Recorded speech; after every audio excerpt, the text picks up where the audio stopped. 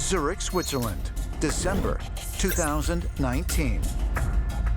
Scientists Janif Ehrlich and Robert Grass announce an incredible technological breakthrough, one that takes the unassuming form of a small plastic bunny.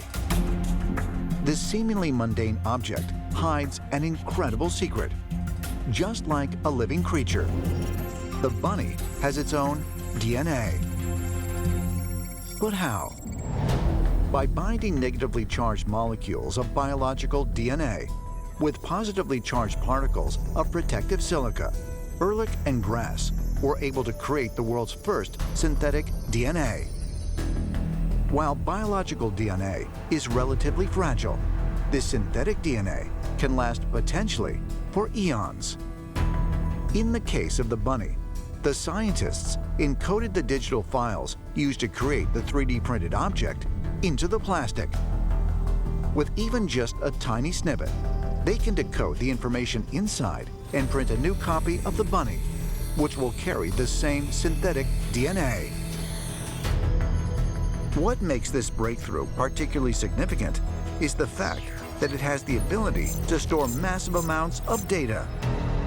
Digital computers that you have in your cell phone and everywhere in our world today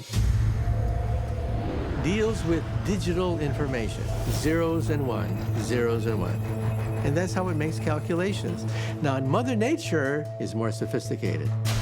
On a DNA molecule, Mother Nature computes in base 4, A, T, C, G, rather than 0, 1, 0, 1, 0, 1.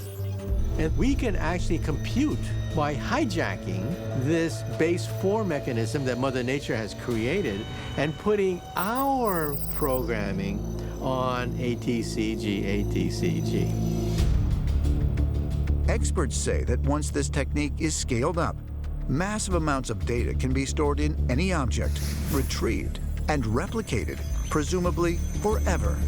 These are great alternatives of storing data because they don't need any energy for storage. They can just sit on a shelf and not degrade. Once you actually encode data into DNA, it's very cheap to replicate. So you can put petabytes of data into a droplet of DNA and then make 1 billion copies of it very inexpensively. And if you have a redundancy strategy, lots of copies is a good thing. DNA is also very compact. The amount of space it takes to store the Wikipedia is just a few drops of liquid. And those could actually just be embedded into fabric or paper and take up almost no space. Although DNA data storage is still in its infancy, ancient astronaut theorists believe it presents an intriguing possibility. Is it possible that many out-of-place artifacts discovered around the world have much more to offer than what meets the eye? Might they contain information within them about whatever civilization left them behind? There are lots of natural materials that conduct and can contain information today. Crystals, various types of stones, even living organisms. So is it possible that extraterrestrials have embedded ancient sacred knowledge, some type of material that if we were able to extract this information, there could be a wealth of information ready, waiting at our fingertips?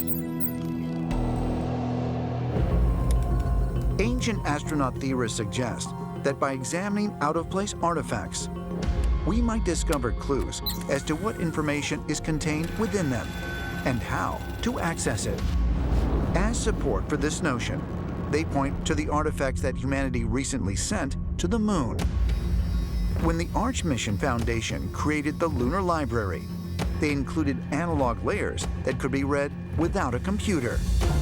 The idea of the Lunar Library was to make it something which recipients who find it in millions to billions of years could see that it has data on it, and the analog layers teach everything you need to know to build a computer and get the digital information off the deeper layers. By trying to store information for thousands or millions of years, you end up going to the same solutions that the hypothetical ancient aliens may have also figured out how to use. So we have to ask ourselves if these artifacts didn't perhaps have a technological purpose that we still do not understand. Alatri, Italy. June 2019. Ancient astronaut theorist Giorgio Tsoukalos is in the heart of the Italian peninsula, about 50 miles southeast of Rome. He is here to investigate the astronomical alignment of the finest megalithic construction in Italy, the city's Acropolis. All right. Giulio. Hello, Giorgio. How are you? Good to see you again. Yeah, How nice are you? to see you again. What a Fine. fantastic place. Welcome to the Acropolis, I Italy. cannot wait Yeah. to see all of this. Yeah. I've been waiting for years to see this. Amazing. For expert insight, he has enlisted the help of Dr. Giulio Magli, a professor of archaeoastronomy from the Polytechnic University in Milan, Italy. Dr. Magli has spent years studying this massive structure. This is incredible. Yes, we are going to the main entrance of the Acropolis of Alatri, which is covered by the hugest, most massive stone ever put in place in Italy. The lintel of the Porta Maggiore in Alatri is about 26 stones. 26 tons. I mean, this is absolutely insane. So they were motivated to do all of this. So the motivation must be also symbolic. It cannot be only, okay, let's make a wall, because otherwise I will make a wall with horizontal layers and small stones. So you're suggesting that they had to have had a compelling reason to do this, because nobody in their right mind would do something like this without a reason. Yes. The imposing megalithic citadel was built on top of a hill and is defined by 6 huge walls.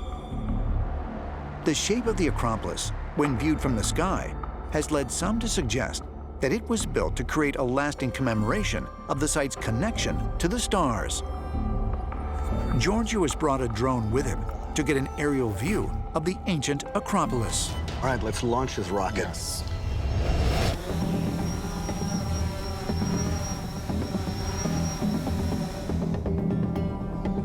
All right, so what do we see here? Yes, you see, the Acropolis has a very regular shape. It is a polygon very similar to the polygons of the walls. Okay. And this very regular shape has nothing to do with the morphology of the hill, because, you know, a hill can be random. Right. But they wanted it exactly as it is. So are you saying that this mount here was cut artificially? Yes. That is incredible. So why? They wanted such a strange shape. There is a theory, which might be sound, that they wanted the Acropolis to have the shape of a constellation. And the edges of the Acropolis correspond to the brightest stars of the constellation Gemini. So we are looking at the outline of Gemini here. It may well be. Wow. May well be. What's really interesting here is that the entire mountaintop has been artificially shaped so that it is in the shape of the constellation of Gemini. And then you have to wonder, why was it built in this shape? Because something of significance happened here a long time ago. In Greek mythology, the Gemini constellation depicts twin brothers, Castor and Pollux, the offspring of a god and a human. In the story, we're told that Zeus shapeshifted or disguised himself as a swan and impregnated this human female, Leda, leading to the birth of Castor and Pollux. While mainstream historians consider the story purely mythological, ancient astronaut theorists point out that these gods were considered very real by the Greek people of the time. And they propose that the story of the twins could be an account of an extraterrestrial encounter. In one version of the story, we're told that the egg containing Castor and Pollux came down out of the heavens. When the legends say that the Gemini twins were born of an egg that descended from the sky, it actually says that they were born of a so-called cosmic egg. And what are these cosmic eggs? They're always described as having either a silver or a bronze-colored shell. And sometimes they're also described as having a lot of smoke, fire, and noise. And interestingly, many UFOs are sometimes seen as eggs. So is it possible that the egg of Castor and Pollux is some extraterrestrial vehicle that looks like an egg and lands on Earth, and then two twins step out? That's quite possible. If the Alatri Acropolis was purposely built to resemble the Gemini constellation, could it be commemorating an alien visitation? And considering the incredible size of the stones it was built with, is it possible that the extraterrestrials themselves had a hand in the wall's construction? Do we have any records, written records at all about this place from ancient times? We don't. Even the Roman historian of architecture, Vitruvius, does not speak about this technique Okay. at all. What is your speculation how old this place really could be? Okay, standard archaeology claims that this was made by the Romans, but Romans' techniques were, of course, very good, but based on horizontal planes and relatively small stones. So it is very difficult to believe that this was made by the Romans. It must be older. Because you can clearly see the different construction styles. Giulio, thank you very much for sharing this with me, and I can't wait till we see each other again. New York City, located in Midtown Manhattan, is the busiest train station in the United States. Grand Central Terminal. 750,000 people come through here each day. And when they do, they pass under an enormous star chart, one whose origins date back some 5,000 years. When commuters walk into Grand Central, they see an epic, magnificent mural of the Zodiac wheel. And it is one of the largest Zodiac murals in the modern world. Although most visitors are not aware of the mural above their heads, if they were, they might be astounded, because as far as ancient astronaut theorists are concerned, it depicts the evolution of the Earth in extraterrestrial terms. The most interesting fact about this portion of the Zodiac wheel is that it demonstrates what is called the precession of the equinoxes. What we call the spring equinox is the first day of spring.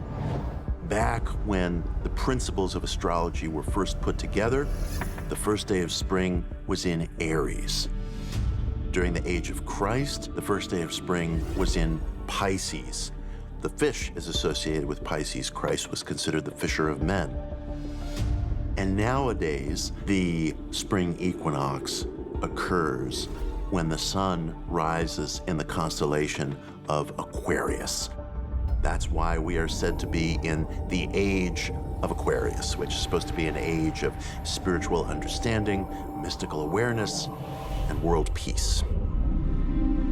While there is no consensus as to an exact date, many believe that the age of Aquarius was set by ancient astrologers to begin in February 1962, and believed that it would trigger the rapid development of new technology. Ironically, it began just 7 years before man landed on the moon.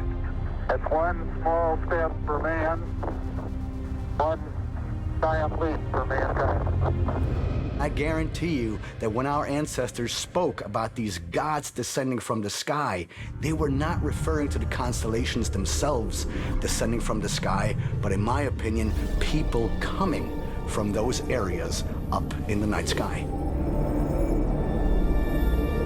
As we are entering into the new age of Aquarius, according to the Sumerians, it was Enki is the original man of Aquarius, an otherworldly, even extraterrestrial being.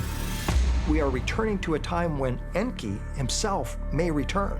It's perfectly consistent with this idea that the Zodiac, in fact, is a sort of a clock that tells not just about the sun's journey, but also about the journey of extraterrestrials and their return to Earth.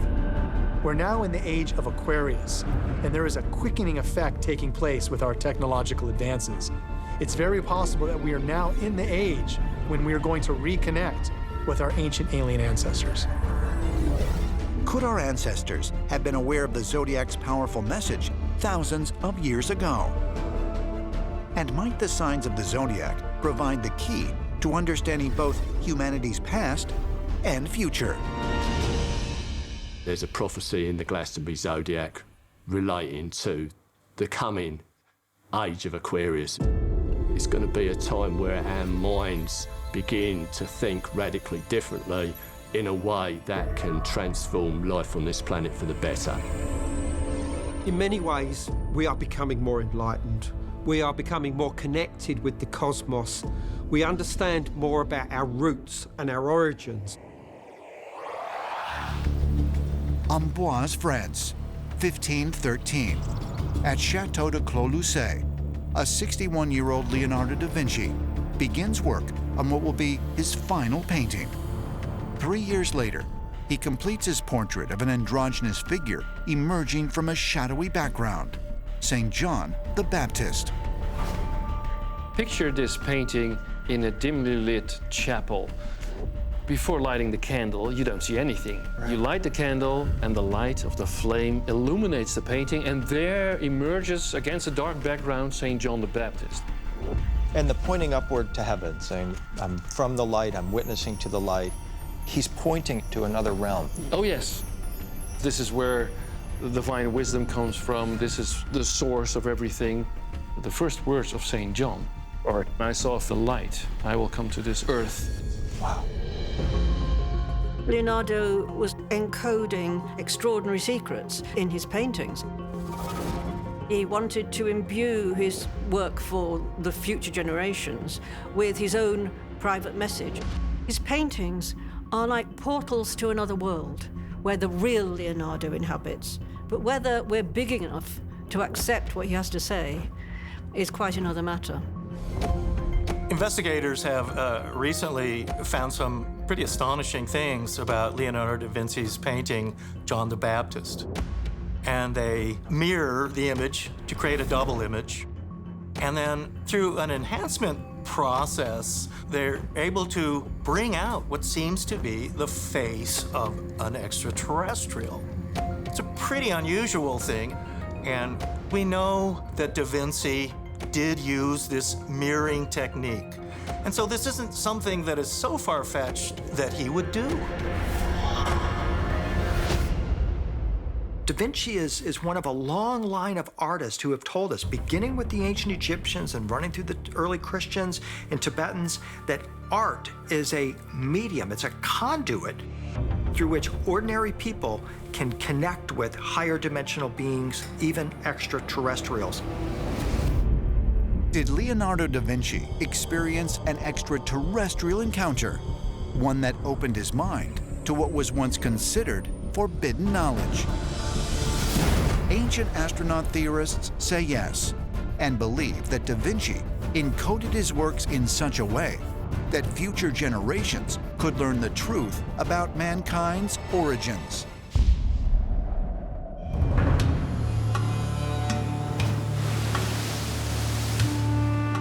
Greece, the island of Crete. On the Lassithi Plateau, over half a mile above sea level, lies the Dictyon Cave. This sprawling complex of caverns stretches nearly 1.5 square miles.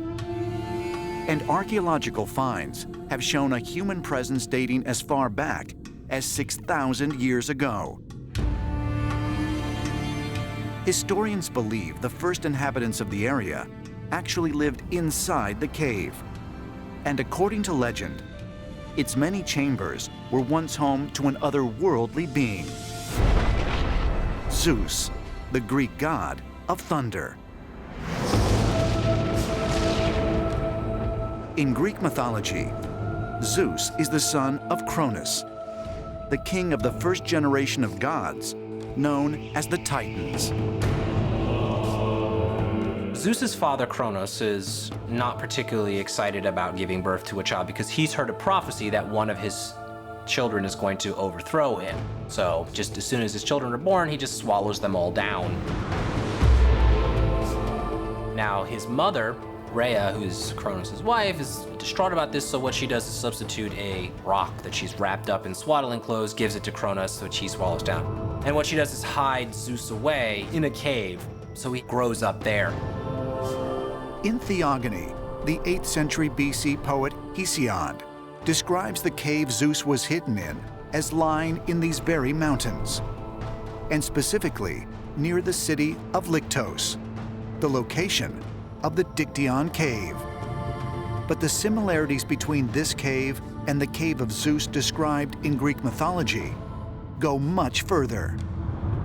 The ancients say that when they are talking about mythology, it is about unrecorded events of their past. According to the Greek myths, the child Zeus was nourished on a mixture of honey and milk at the udder of the goat. Now, around 1900 AD, a chamber in the Dictyon cave was identified by locals as the birthplace of Zeus. And when archaeologists went in there, they discovered an altar with remains of numerous religious offerings, amongst them honey and goat milk. These remains date back 4,000 years to the exact period in which the ancient Greek stories took place. The question is this once again a coincidence that modern excavations find remains in this cave that match up with what's written in Greek mythology? Also found in the Dictyon cave were numerous artifacts dating back to what would have been the time of Zeus's childhood, according to the Greek stories. Among them was a fragmentary inscription bearing a hymn dedicated specifically to Zeus. Could the Dictyon cave really be the cave described in Theogony? And if actual locations from Greek mythology really do exist, could legendary characters and events also be based on historical fact? We think of mythology as something which has been invented. But really, when we look at the ancient Greeks, they believed that the War of the Titans physically happened, that this was a war which was fought in heavens by the deities.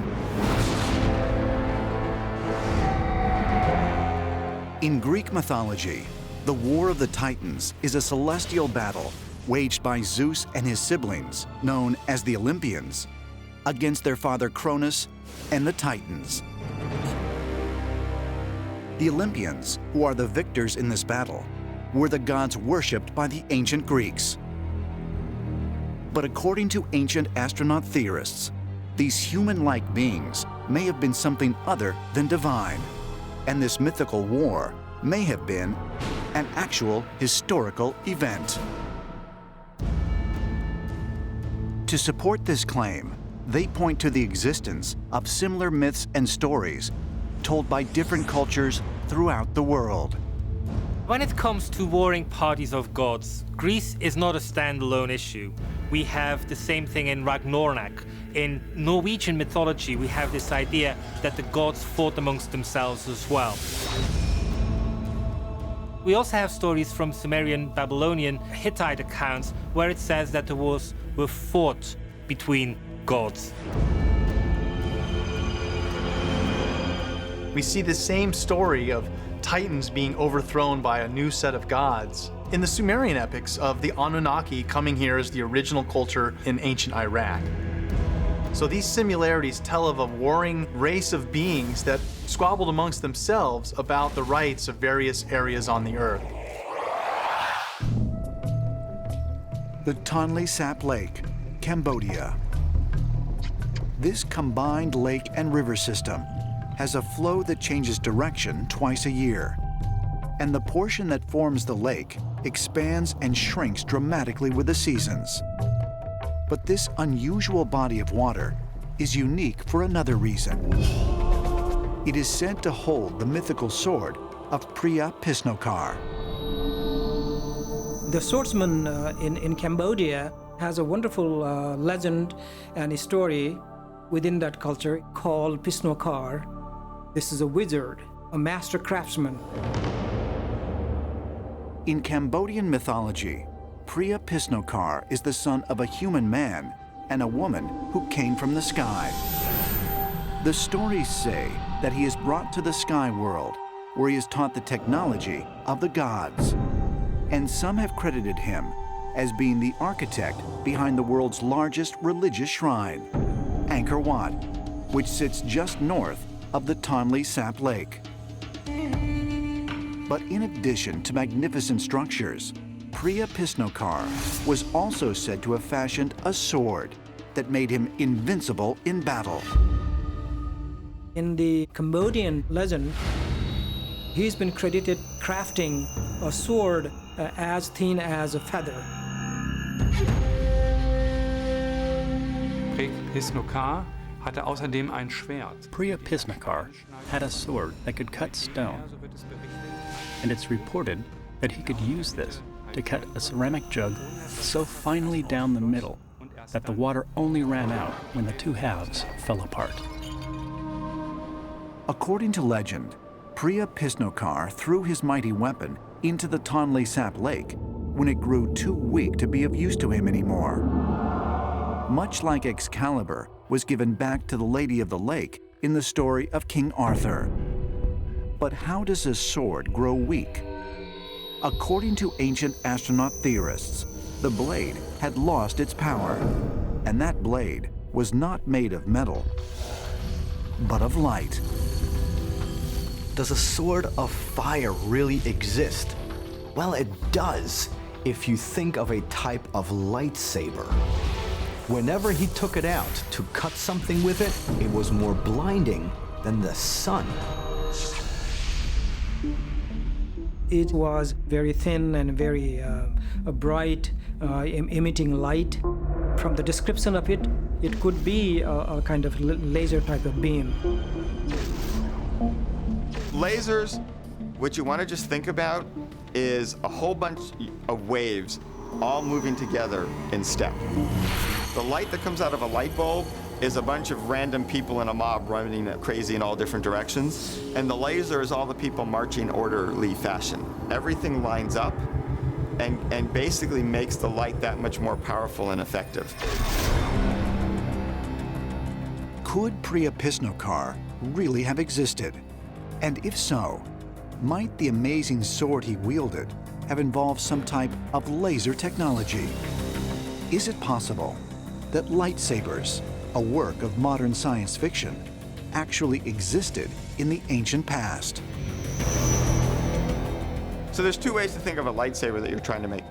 One is actually out of a laser beam, and that's very hard to imagine because it's hard to figure out how you get the end point, because light just keeps traveling, and you would need a way to bend it back on itself. They make much more sense as a plasma beam, and a plasma beam is a bunch of very, very energetically charged particles that would glow, so you'd get the effect of the lightsaber. And they're much easier to have an endpoint because they respond to magnetic fields. The plasma beam really is energetically charged particles with a lot of energy and pretty much cut through anything. For ancient astronaut theorists, descriptions of laser-type technology can be found in numerous texts throughout the ancient world. In China, it's called a yin-yang mirror, which could kill opponents with a beam of light. We have the Maori, whose god defeated rebels with a kind of laser lightning weapon. Stories come to us from ancient India of Rama's arrow, which was some kind of laser weapon. We have the famous story of Archimedes using some kind of magic mirror to create a laser that set ships on fire. So it seems that ancient lasers were being used, and that technology probably came from extraterrestrials.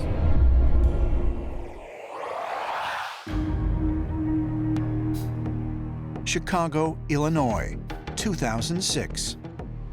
Scientists pioneer a stunning biomechanical advancement, a thought-controlled robotic arm. Outfitted with electrodes that connect to the nerves of the wearer, the prosthetic works just like an actual arm and hand, receiving signals from the brain and giving the user a functioning new limb.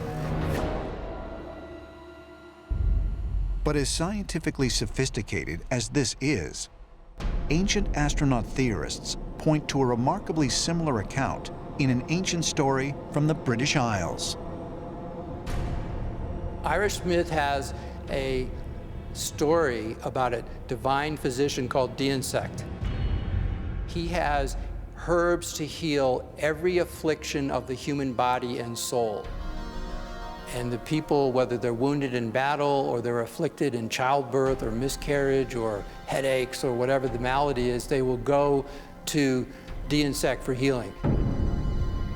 Deity is known as the physician of the gods, or he was the celebrated physician of the Tuatha De Danann, which are sort of a semi-divine early group of people in Irish lore.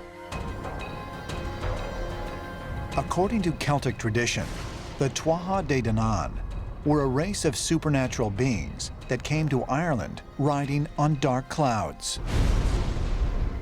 Deity was one of these otherworldly beings, and a physician who sometimes used his knowledge to treat humans. In the most famous account of his medical feats, the Irish god heals a king named Nuada, who becomes injured in battle. During a heated battle, Nuada lost his arm. Because of this, he could no longer be king. Kings were supposed to be physically pure, according to the ideas of this time. So he had to surrender his kingship for a while, and during this time period, Deity was the one who actually fashioned him an arm out of silver. So he became known as Nuada of the Silver Hand, or Nuada of the Silver Arm. The story of Deity giving King Nuad an arm that was made out of silver and really sounds like a modern science fiction story. It almost sounds like prosthetics. Is the story of Deity a myth, as mainstream historians believe? Or might King Nuada's silver arm have actually been an advanced bionic machine, just like the ones being developed today? If so, is it possible that the Celtic god Deity was, in fact, an extraterrestrial being? According to this legend, Deity replaced King Nuada's arm with a silver arm that was fully functional. So is it possible that what we have here is an account of some type of prosthetics that existed already way back in the past? It would seem that these legends are talking about what are really pretty high-tech medical devices and knowledge, the kind of medical knowledge that we have today and has taken hundreds of years of expensive research to find. So it would seem that they had these devices in ancient times too. But where would they have gotten them? It would seem to have been from extraterrestrials. Greece, the 6th century BC. Nesarchus, the father of philosopher and mathematician Pythagoras, was traveling home from work one day when he came upon an abandoned infant staring at the sun. And he was surviving solely on the dew from a nearby tree. Nesarchus named this baby Astraios, which literally means star child in Greek. And here is an early example of a magical child. He adopted it, he raised it with Pythagoras and his 2 brothers, so it was part of their family. According to the Greek myth, as recorded by Antonius Diogenes, Nesarchus gave the child to Pythagoras to be his servant and apprentice. Although Pythagoras is considered one of history's greatest mathematical minds, some ancient astronaut theorists believe he may have received advanced knowledge from the boy Astraios. It's believed that Astraios was actually sent to Earth in order to instruct Pythagoras, whose mystic concepts became foundational to the ancient world. So here we have a curious story of someone named Starchild, who had these special powers, whose birth is really a mystery. And so this child, Astraios, was perhaps one of the early extraterrestrial children sent to planet Earth. Could this peculiar child have actually instructed one of the greatest minds of the ancient world? And considering the Greeks described powerful beings who came down from the sky, is it possible, as ancient astronaut theorists suggest, that Astraeus was the offspring of the gods, part human and part divine. Many ancient cultures, among them the ancient Greeks and the Egyptians and many others, describe how some children were born from humans and the so-called gods. Star children are what some consider a new breed of people. Is the story of Astraeus really an early account of a star child? And if the star children have existed here on Earth throughout our history, what is the source of their superior intelligence and unexplainable abilities? Science tells us that in addition to the 2-strand double helix DNA, there's an additional 10 etheric strands of DNA that is dormant in humans and has been since recorded history. It's highly possible that alien creators have designed us this way, and certain individuals are chosen throughout time to awaken these dormant strands in order to help mankind advance. Are star children really tapping into something inherent in our DNA? According to geneticist David Reich of the Harvard Medical School, there is, in fact, something mysterious inside us that has yet to be identified. In his study published in the fall of 2013, Reich examined the genome of Neanderthals and another group of ancient hominids known as Denisovans, both of which interbred with humans. He discovered that their DNA, dating back more than 400,000 years, contains an unknown ancestor. Now, this is incredibly exciting to me because I've always maintained that what some geneticists currently refer to as junk DNA might not be junk after all. And this study proves this in part. DNA is a code. And just because its code hasn't been cracked yet, doesn't mean it's actually junk. And to speculate even further, what if this unknown species was not of earthly origin? And every human being already is part alien.